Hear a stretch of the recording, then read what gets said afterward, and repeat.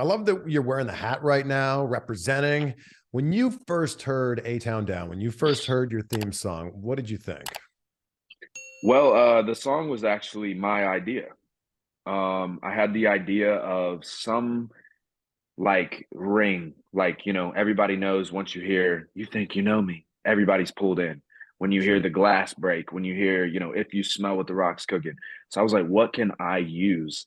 And, having Atlanta and being, from Atlanta and going to a wrestling school in Atlanta and starting Austin Theory there, Usher says it best in the Yeah song with Lil Jon, peace up, hey town down.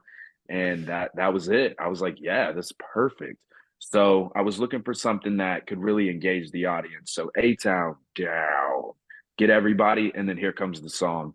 But it was cool. I got to specifically go through, and if you listen to the lyrics, a lot of them are what I'm trying to do and what I'm trying to say I am, like going straight to the top, all day this, all day that. That's it. That's true. So I had a lot of input on the song for sure.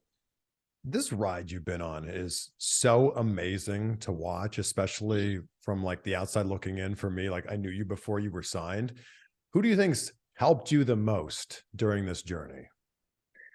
Man, I always like to say AR Fox. I like to start with him just because, and people that don't know who that is, that's somebody that, he's an independent wrestler as well, but that's the guy that trained me from the beginning and really took me under his wing and sped up the process for me. And I was doing, shows in front of nobody to doing really good shows like with Evolve and WrestleMania weekend independent shows and then getting noticed by the WWE. But he's definitely somebody I owe a lot to just because of the time he put into me and the limits he was willing to break to go that extra mile for me.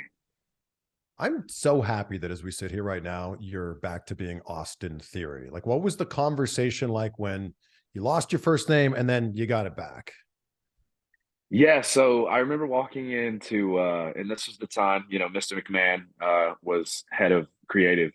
And I remember the writer bringing my promo, and the promo said, I don't call me Austin, it's just Theory. And I was like, what? Like, why, the name's gone? And I was wondering why. And I spoke with Mr. McMahon about it, and he felt that Theory could be a name that stood alone.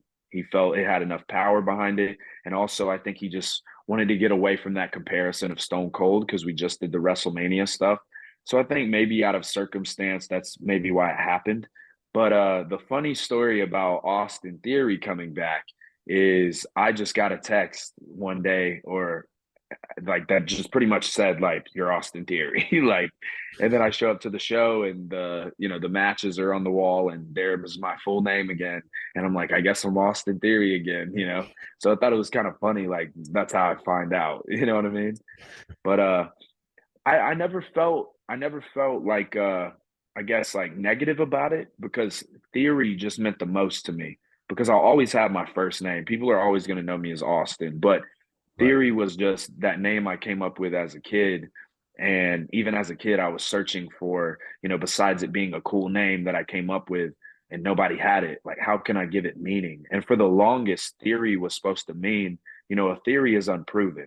But to me, when you're unproven, that means you're not proven. So you can always get better.